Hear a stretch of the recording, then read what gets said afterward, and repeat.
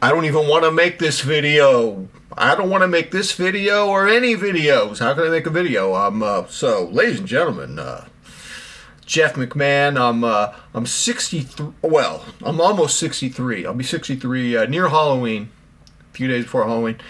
I don't even know why. So check this out, man. I may be too old for all this stuff, social media, watches, everything. Here's the thing, man. Over the weekend, my daughters had a friend over for the whole weekend. Sleepover, the whole shebang. You know, I got a bunch of teenagers in this house. It's disgusting. Here's what's disgusting. I was getting ready to take them out to dinner. Where was my wife?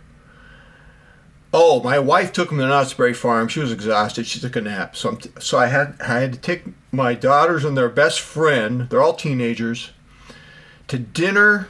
What was it? Chick-fil-A, where I actually had a pretty good sandwich. What was it? It was a spicy pimento chicken sandwich. Not bad. 610 calories, I think. Not bad. And then I had to take them to a place called Sky Zone. It's like a trampoline thing. That's good. I want my children and their friend to exercise. By the way, their friend is a very competitive volleyball player. Good influence on my daughters. Maybe they'll go into sports soon. So I'm about to take them to Sky Zone, and they're in one of my daughter's rooms, and they're making a video. Like I'm making a video now. And I realize I should probably quit. I mean, they had thousands of followers watching this live performance. I don't know what it was. I'm so dumb. I'm so oblivious to beauty products. Obviously, I'm oblivious to beauty products. Look at me. Yeah, simian creature. Their friend was making this video, and she has like tens of thousands more subs than I have. I don't know what it was. It was like this metal thing, silver thing, and she was shaking it, and it was blah, blah, blah, blah, blah. And she was just talking effortlessly. There's nothing this is not my world. And then I realized, this is their language, this is their world, this is their dopamine fountain. Whenever I think of social media, I think of those weddings where there's like a chocolate fountain for strawberries. It's just constant sugar and dopamine. And I've been on that ride, man, that social media ride. Woo.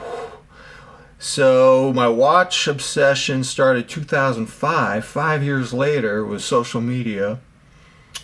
And I started making watch videos 2014, 2015, about 10 years ago. And then in the last 2-3 months, I don't know what happened, man. Something dovetailed. Like my watch, I still am a watch guy because I love my little small collection of watches. Ooh, let's stop and stare at it. But I couldn't keep going toward, flipping watches and having a big collection. And I didn't even want to talk about it. I didn't even want to make videos where I say, hey guys, look at this, look at that. It felt old, man. It's like when I was a kid watching the Flintstones, and I would look at it, and Fred and Barney are in their caveman car, and I can see the landscape background behind them, and I noticed that, oh, I saw that building 3 frames ago. Oh, I saw that palm tree 3 frames ago. It was like the same wraparound background, and I was feeling that way about watches and social media at the same time. And I don't even want to tell you this. I should not tell you this, but I'm going to tell you. On social media, my thing wasn't watches so much. I mean, yeah, I was doing that whole nicotine thing on Instagram.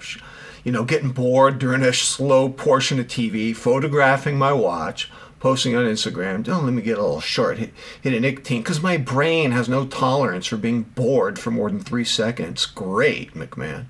So I was doing that. But on a deeper level, I love to tell these crazy stories about myself, especially when I went on family trips.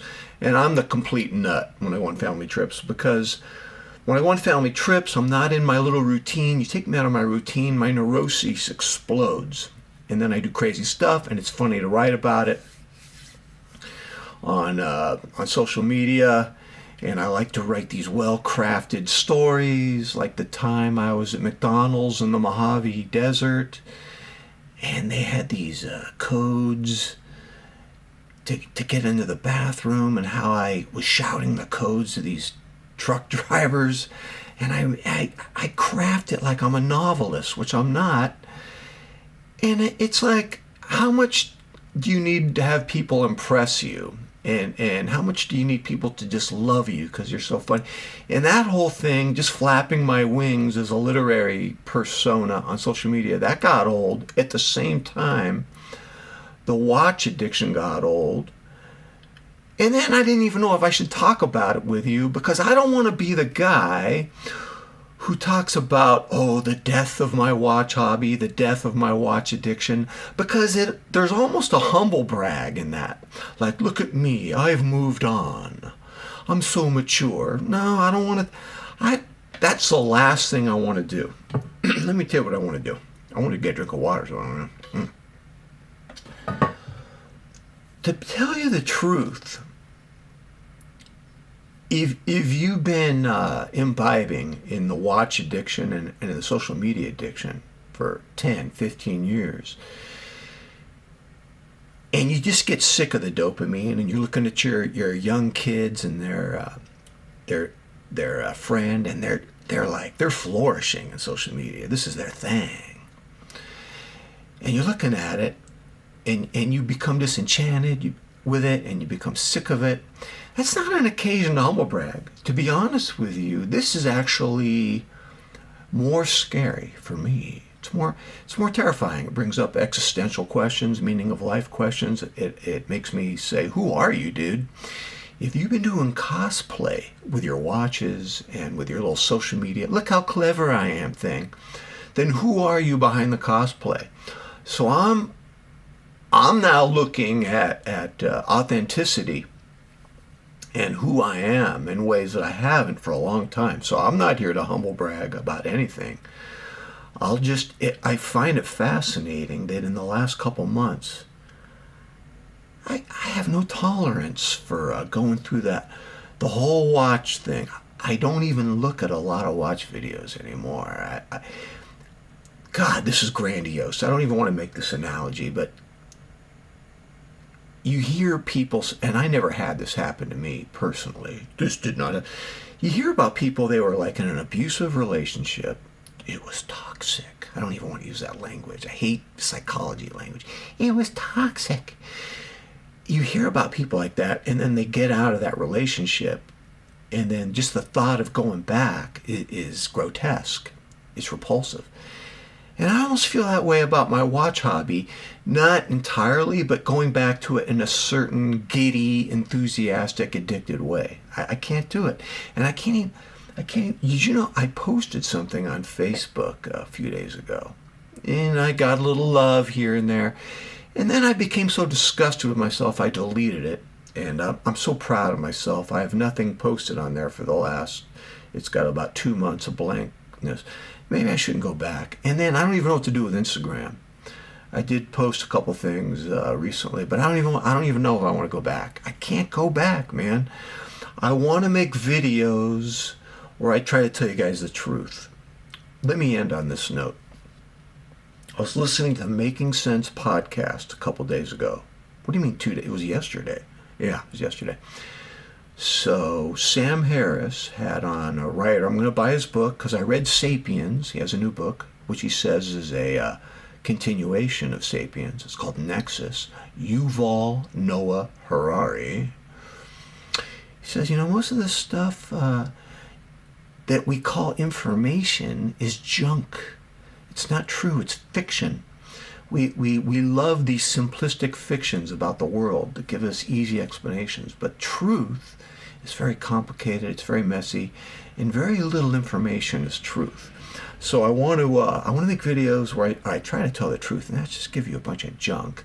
And in terms of my own social media habits, I would like to not go on the junk, and the junk is so ubiquitous. It's everywhere. So that's my life, man. This please do not look at this video as a humble brag. I'm humble because I watched my daughters and their friends so effortlessly and joyfully exist in this world of social media the other day. All these makeups and beauty. And look at this. And everyone, they were so happy with it. And this is not a country for an old man like me. I need to be somewhere else. And where that place is, I'll let you know when I find out. All right, ladies and gentlemen, tell me what you think. Until next time, I'm out.